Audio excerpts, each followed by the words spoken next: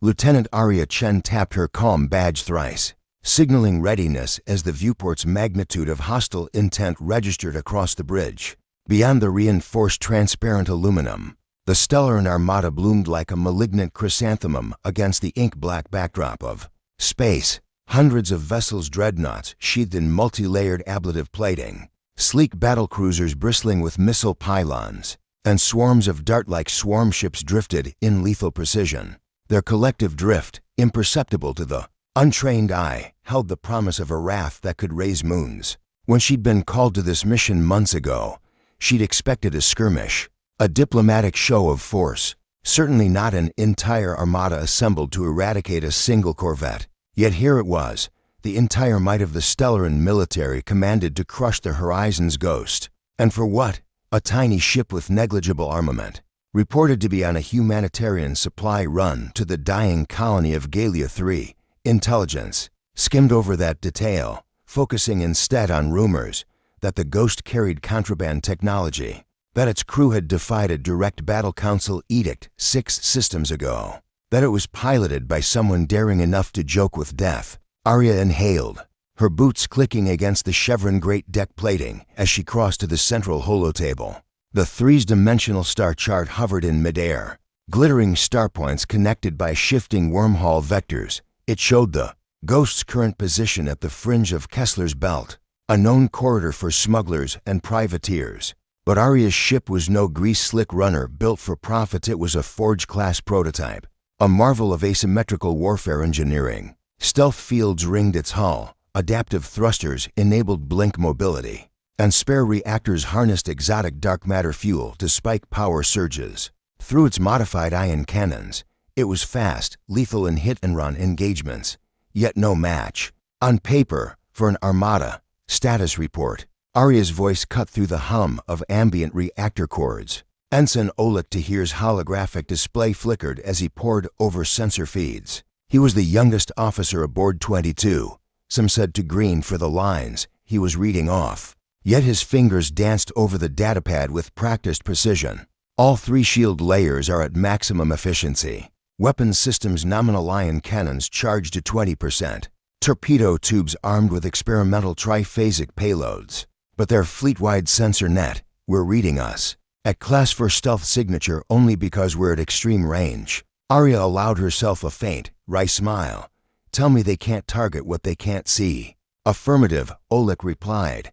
But if they reposition those macro sweep arrays, we'll become a pinhole. She paced back to the command console. We go quiet line.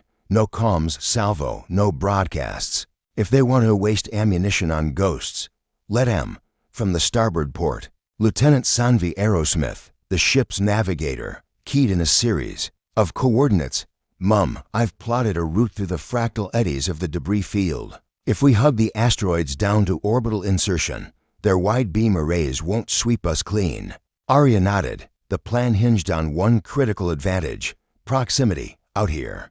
The rubble of ancient mining operations, chunks of dead star ice, and ore offered partial concealment. It wasn't stealth, but it was close enough for a corvette with reflexes like theirs. Execute, Sanvi. Keep us below radar thresholds. The Horizon's Ghost groaned as microthrusters fired. Lights dimmed momentarily. Every reactor core isolation valve snapped shut in sequence, stabilizing power flow through the stealth hull plating. The external sensors spiked. Fragments of rock drifted by in slow motion, the ship's silhouette diffusing among the wreckage. Arya rested one hand on the shelf of holographic comm gear, the other unconsciously brushing the engraved nameplate at her belt, Horizon's Ghost. She remembered the day the name was christened, a funeral convoy adrift in deep space. Her ship prior, a cargo freighter called Golden Horizon, had been lost in a hyperspace collapse. She'd been the sole survivor. This new vessel was her redemption, built on Commonwealth funding and her own insistence that sacrifice be honored. Helm, maintain course, she ordered softly. Helm, no response. Her stomach flipped. On impulse she strode to the pilot's seat, the red glow of warning indicators accentuating the bridge's worn edges. The pilot, Ensign Kel Rodriguez, was staring at his console with wide eyes. Ma'am, they're reconfiguring formation. 3 dreadnoughts are peeling off. vectoring to intercept. Arya closed her eyes, counting to 2.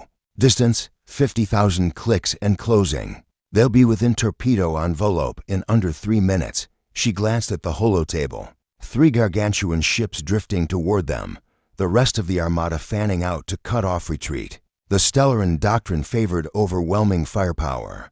They'd perfected the art of puzzle box sieges trap a vessel, then distill its components until nothing but wreckage remained. No negotiations. No quarter. Arya straightened. All stations. Brace for contact. Weapons to red standby. The crew snapped to attention. Ensign Oleg offered a grim nod. Mum, if they go full throttle, even our phase mines won't hamper them long. Arya looked each officer in the eye as she passed. Sanvi with her steely focus. Cal with his knuckles whitening around the stick. Oleg with the tremor in his jaw. I know the odds, but we don't fight to win. We fight to live, and if we live, we'll give them hell. Her voice carried the weight of every life lost in Commonwealth wars. Prepare the mines. Charge the plasma torps. Let's remind the galaxy that legends are built on courage, not size. Each station acknowledged. The red alert klaxon roared. Arya unbuckled, stepping forward across the grated floor as if moving onto a starlit battlefield. The viewport rippled as the Armada came closer, their weapons bristling like a sea of razor teeth. With a final breath, she tapped her comm. All units, countdown to engagement 3 or 2, 1. Engage at will, outside. The Horizon's ghost blinked out of stealth drift, engines flaring emerald as it leapt into the fray. The first blasts from the dreadnoughts washed over their shields, a roaring tide that sang of nearly insurmountable power. But Arya's eyes burned bright with defiance. This was no longer a cargo run. This was not piracy. This was a stand against annihilation. And as the first salvos of plasma lanced across the void, Arya Chen knew the Horizon's ghost would etch its story into galactic memory come victory, come ignoble wreckage, or come oblivion. The first strike came like a silent scream. One moment the coves of fractured rock drifted peacefully outside the Horizon's ghost's viewport. The next, streaks of pale blue light guided torpedoes arched toward them, ghostly comets of destruction. Arya Chen's voice cut through the roar of alarms. Evasive patterns Delta 3, helm. Full thrusters hard starboard. Ensign Cal Rodriguez yanked the pilot's yoke, and the corvette shuddered as its adaptive thrusters pulsed. Outside, the torpedoes split into 3 dazzling streams, tracing the ship's pivot. The first to slammed into the shattered remains of an ice asteroid, setting it ablaze in a flash of superheated steam. The third struck home against the ghosts. Aft shields, which blazed like molten glass under the impact, shields at 60% dropping. Oleg Tahir's voice trembled with urgency as he scanned incoming sensor data. Another waypoint defense can't keep up. Arya's jaw tightened. She slapped her palm against the holo console, rotating the tactical display until the offending dreadnoughts loomed at the edge of the map. Launcher to battery alpha. Deploy phase mines. Target their flank 3 kilometers out. Below decks, Chief Engineer Soto's voice crackled over the emergency comm channel. Lieutenant, I've got the mines wired through a jury-rigged feedback circuit. They'll plant. But we've only got 4.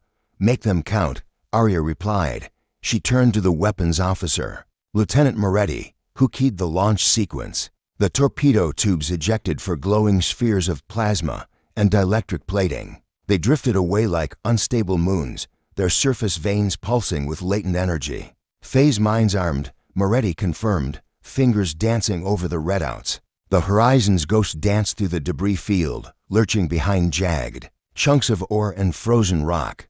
The Stellaran dreadnoughts held formation, their macro beams sweeping systematically to flush out any hiding spot. Each sweep fracturing asteroids into smaller shards, each shard a potential death trap. Cal's knuckles whitened on the yoke. They've locked onto us. Incoming broadside from the Imperious Flame. Full discharge in 10 seconds. Arya glanced at the flagship's icon blinking on the grid. The Imperious Flame was a cathedral of war, 18 kilometers long, its prow bristling with magnetoplasma cannons. A single volley from those guns could vaporize an entire corvette. Not if we're not there, Arya said, Sanvi, mark a vector behind that fragment cluster at bearing to 70. Helm, engage and cross your fingers. The horizon's ghost vaulted into motion. Weaving between tumbling boulders, the flagship's broadside flared. An enormous plasma bolt streaked past so close the air inside the bridge tasted of ozone. A direct hit would have torn the ship in two. Instead, the blasts vaporized half a dozen floating rocks in a thunderous roar. Beautiful, Arya whispered. Even as her heart hammered, she keyed the calm uplink. Imperious flame, you're tearing up my playground. Why don't you come a little closer? Static was the only answer. The Stellaran command had banned chit-chat. Kill orders were absolute. Waste no more time, Sanvi Aerosmith said calmly. We're in position. Outside, the phase mines nestled in the crossfire corridor. Arya's fingers hovered above the detonator. She counted, silently, 1, 2, 3. Now, she pressed the trigger. The mines erupted in a green-blue flare. A superluminal chain reaction that blossomed against the imperious flame's flank. For an instant, space itself seemed to shimmer with iridescent light. On the flagship's tactical feed, the blast carved a chunk out of its shield array. Dozens of deck mounting points buckled under the shockwave across the bridge of the Ghost. Sensors reported the flagship's hull integrity dropping to 82%. Direct hit, Oleg exclaimed, relief mingling with astonishment. And ma'am, they're scrambling repair drones. Arya's lips curled into a grim smile. Let them come. We'll see if they can fix a 30-kilometer rupture in deep space. But the advantage was fleeting. The Stellaran fleet reacted instantly. Dart ships swarmed in, firing homing missiles to saturate the Ghost's remaining defenses. Ion beams cut arcs of light through the void, hot enough to liquefy plating. Point defense is overloaded, Moretti shouted. Shields down to 30%. Arya stood, the gravity plating in the bridge momentarily loosening her stance. All hands to damage control positions. Divert every surplus megawatt to the shields. And she hesitated, mind racing. Prep the Grav-Surf and Geiger. If we can't slug it out, we'll vanish. Grav-Surf, Cal's brow furrowed. That's untested on this scale, ma'am. It's the only shot we've got. Arya's voice was steel. Engineering. Jury-rigged that thruster ray. If we can pull 3 Grav-Surf thrusts in under a second, the resulting curvature could slip us through a microvoid. Draw them a blank signature. The bridge went quiet except for the hum of overtaxed systems. Outside, tendrils of plasma lanced. Toward them marches of destruction meant to clip the Ghost's wingtips. Now, Arya said, more to herself than anyone else, engaging Grav-Surf drive. Soto's voice crackled from engineering. The ancient console in the corner lit up, with erratic readings. A moment later, the entire ship lurched violently, a jarring shift in perspective. Outside the viewport, the asteroids and dreadnoughts stretched into long ribbons of light, then vanished altogether. The Ghost emerged on the far side of the debris field, motionless amid the star-speckled void. For an instant, the bridge was deathly still. Then, across the tactical display, Stellaran's sensors blinked back to Life Class 4. Like a faint afterimage, stealth signature stable, Oleg reported. Arya exhaled, her shoulders sagging. Keep it that way. All power to the jump drive. Get us out of. A fresh alarm blared. New contacts. Sanvi's calm voice was threaded with alarm. Long-range scanners picking up to squadrons of heavy assault frigates. They've flanked our position. Arya froze. She had gambled. Everything on that Grav-Surf vanish. Now, even if she managed another wormhole jump, the Ghost would emerge into their trap. She forced herself to think, each breath measured. Plot an escape vector through the Epsilon Rift. She ordered. It's narrow, unpredictable, but if we make it through that plasma funnel, they can't chase us. Epsilon Rift, Cal echoed. That's a suicide run, ma'am. It's the only run we've got. Arya dropped into the pilot's chair. Tapping coordinates. Prepare. Jump drive. Override all safety locks. Below decks, the engines roared. Emergency welders hissed on damaged conduits. Outside, the Stellaran frigate's macro beams lit the darkness. Jump drive at 70%. Oleg reported. 10 seconds to charge. Arya's fingers hovered. Countdown. 5, 4, 3. A tumultuous surge of power. rippled through the reactor cores, then jump.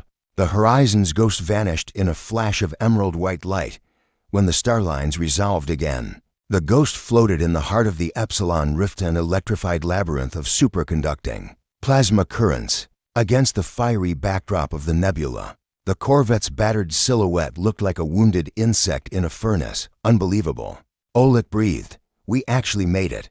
Arya didn't answer. She stared at the tectonic gyrations of the rift, aware that the slightest miscalculation could tear the ship apart.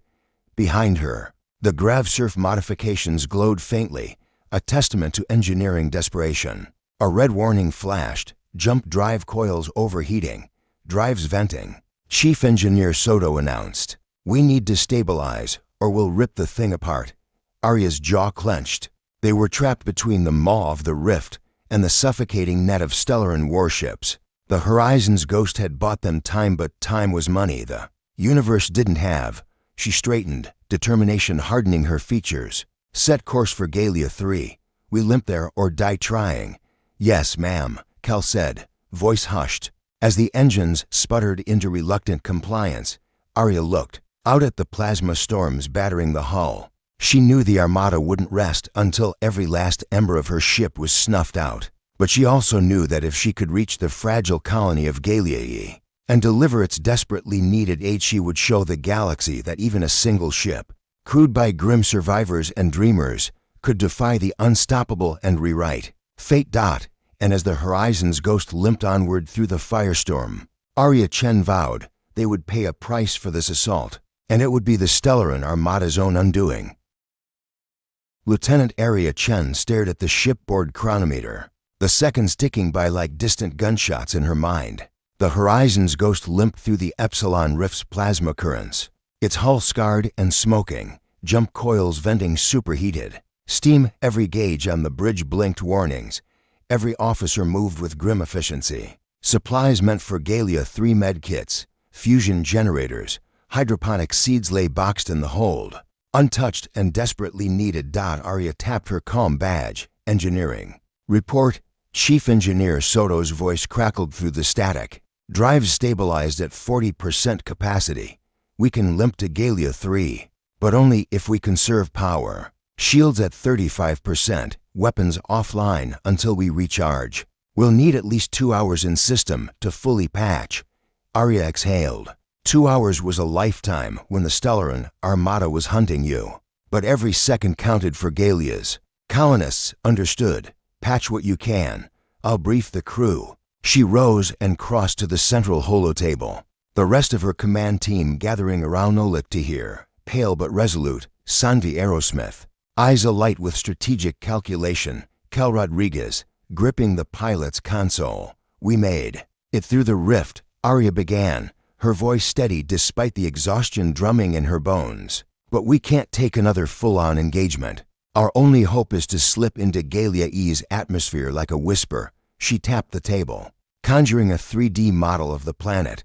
Their orbital beacon is operational but runs on an antiquated transponder. If we attempt a standard docking, we'll broadcast a cluster signature and draw every enemy sensor in the system. Sanvi frowned. We can't maintain jump drive charge long enough to cloak and vault in semi-stealth. Arya shook her head.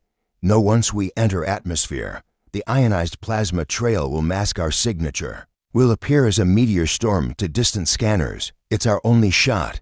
Cal hesitated. Atmospheric entry in a torn hull. We'll burn half the plating off. I know, Arya said softly. But our mission is to save lives. We can't sit here watching the colony starve. Below decks, the muffled clang of repair drones and welders spurred her resolve. She keyed her calm.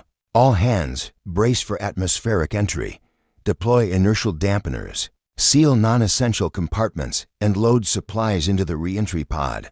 The response was instantaneous. The bridge fell silent, as if the entire crew held its breath in anticipation. Admiral Calaveran sat alone in the Imperious Flames briefing chamber, the glow of tactical holoboards reflecting in her storm-gray eyes. The room was built for grand councils and strategic deliberations. Now it felt cavernous and cold. Reports poured in.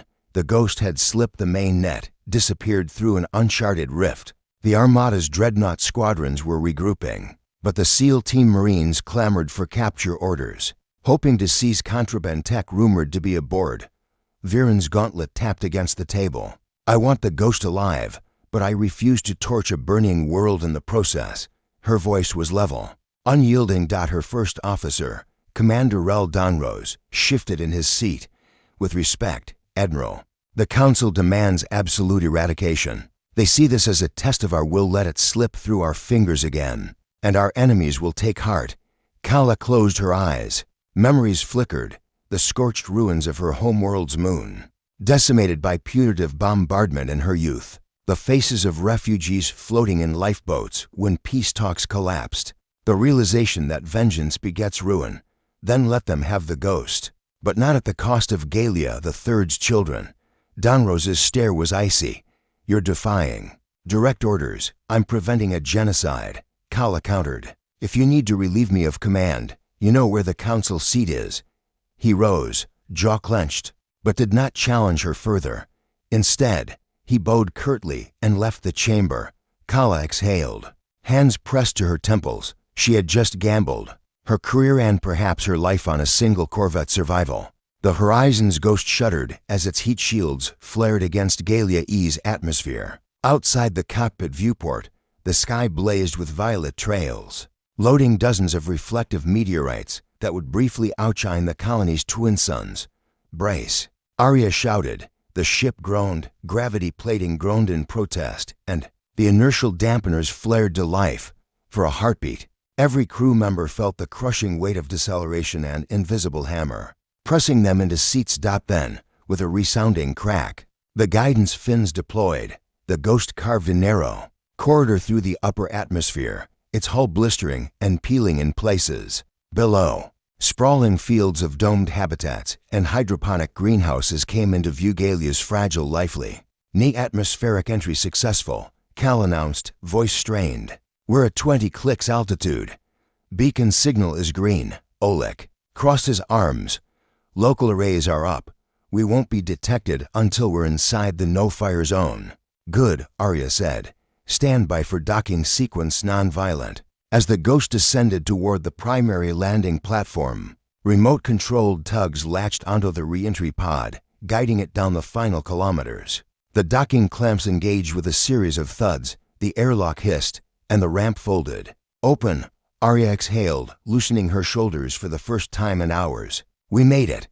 Behind her, the crew erupted in relief and then silent awe as the colony's governor, Dr. Alara Yanis, appeared on the docking platform. She wore a patched uniform and exhaustion in her eyes, but her gaze blazed with hope. Arya stepped forward, removing her helmet.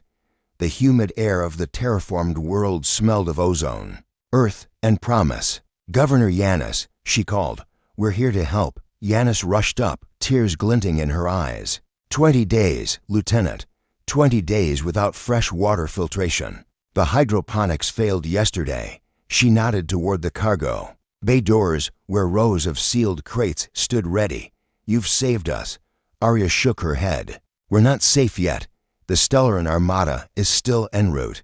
Yanis's lips trembled. "They'll slaughter everyone, unless..." At that moment, a thunderous roar echoed from the sky. A fleet of Stellarin assault frigates broke through the low clouds, weapons banks illuminated with deadly intent. Drone fighters swarmed like hornets. Panic spread across the landing field.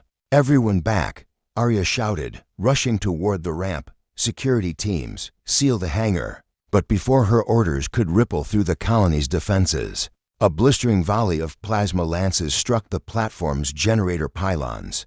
Explosions rocked the ground, sending plumes of dust skyward. Arya spun, heart pounding. Her vision tunneled on a single target, a massive frigate descending, its hull gleaming under firelight. A boarding ramp extended, disgorging Marines in black-plated armor. Stellarin Marines. She muttered, but Admiral, a sudden crackle in her comm channel cut through her thought. "Horizon's ghost, this is Admiral Viren. Cease fire. Protect the colony." Arya froze as the message repeated. Across the sky, Stellarin ships hove to. Weapons arrays powered down, then shut off engines idling in eerie silence. A single frigate's boarding ramp retracted. The Marine squads halted, their armored forms standing motionless against the dusty backdrop. Arya's jaw dropped. She actually did it. She keyed her calm back. "Admiral Viren, we read you. Thank you."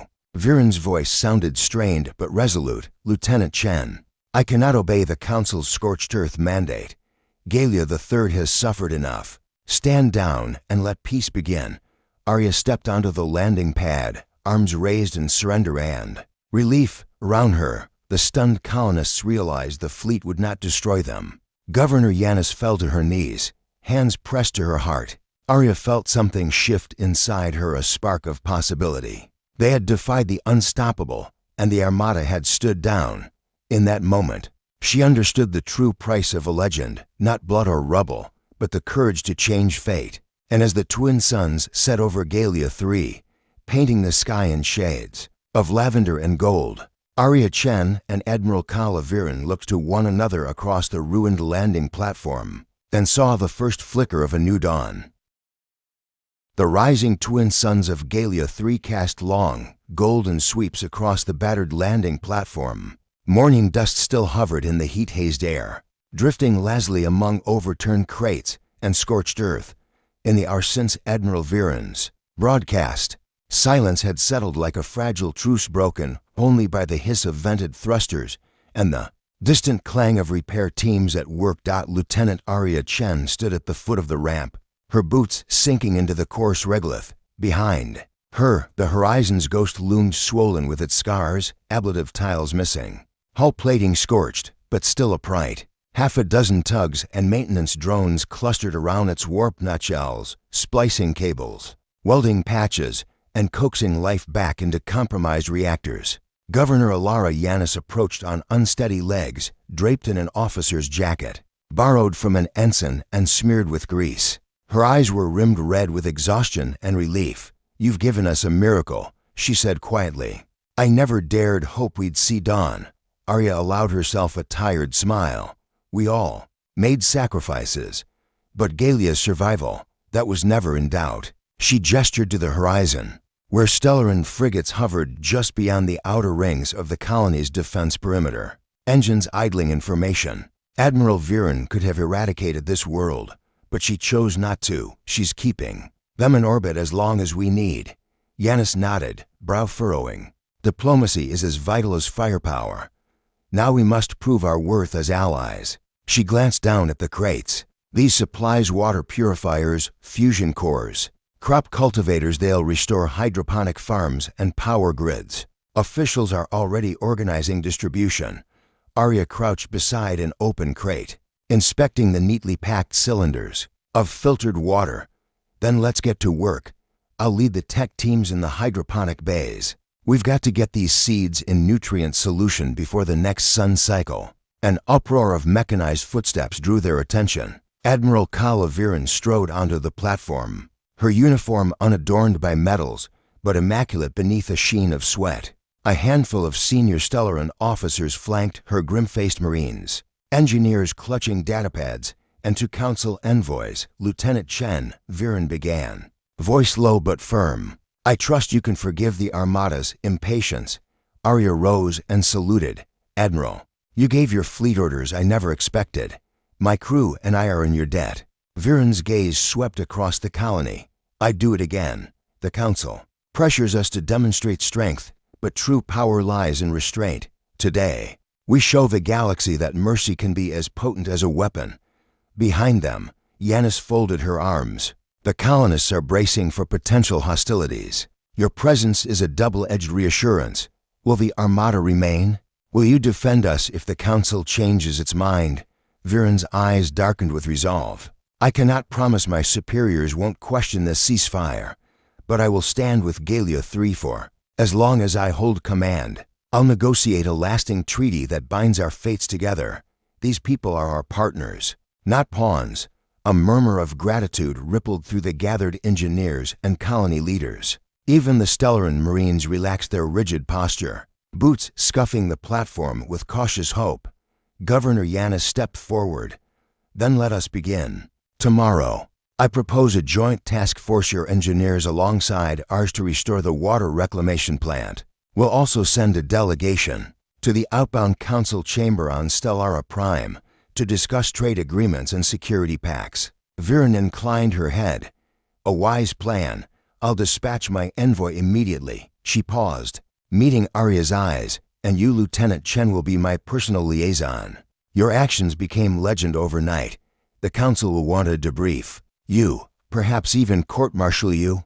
Are you prepared? Arya exhaled, resting a hand on the charred railing of the Ghost's airlock. I'll answer for every decision. If standing by this colony means facing the council's wrath, then so be it. I'd rather lose my rank than lose my soul. A rare flicker of admiration crossed Viren's face.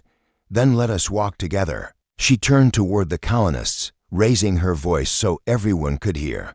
People of Galia 3, know this: you fought the Abyss with hope, and you won. The United Terran Commonwealth and the Stellaran Armada stand with you as friends. A cheer erupted, mingled with the rumble of tractors transporting purifiers and crop trays. Arya watched as colonists, farmers, engineers, children welcomed the Stellaran officers, exchanging guarded smiles and nervous handshakes. Later, as the sun dipped beneath the western dome walls, Arya stood alone on the observation deck of the Horizon's Ghost. The docking lights cast long shadows across decks where plasteel and scrubbers now worked in concert. Below, the colony's glow began to twinkle, a sign of life rekindled. Her calm badge chirped. "Lieutenant, it's Ensign to hear." On screen, she replied. Oleg's face flickered to life. Weary but bright. Hydroponic arrays are at 40% capacity. The first harvest should be ready in 70 hours. The tech teams and local volunteers are optimistic. Arya let a tired laugh escape. That's incredible. And what of the Stellaran engineers? They've already integrated 2 more reactor cores. You were right, they know a thing or two about fusion systems. He hesitated. Ma'am, there's something else. Across the sector, word of the Ghost's defiance is spreading. Independent colonies are requesting escorts. Frontier traders want to hire us. Seems our legend has outpaced our reputation. Arya gazed at the horizon, where the Stellaran frigates now gleamed. With the lights of cargo transfer vessels, legends are burdens, as much as their shields, Oleg. But if we're to be symbols, then let them stand for hope. She paused. Prepare a mission brief for tomorrow. We sail at first light. Understood, he said, smiling. And ma'am, thank you for trusting me. She nodded. We all earned this, Oleg. Rest now. Tomorrow, we build something that even war can't destroy. As the second sun faded, Arya Chen looked toward the darkening sky, toward the stars that had once promised only oblivion. Now, they beckoned with new purpose, a galaxy torn by ancient grudges, but ripe for healing. The Horizon's Ghost had weathered the storm, and though the price had been high, its crew carried a message that resonated across light years, that even in the void, one spark can ignite a future.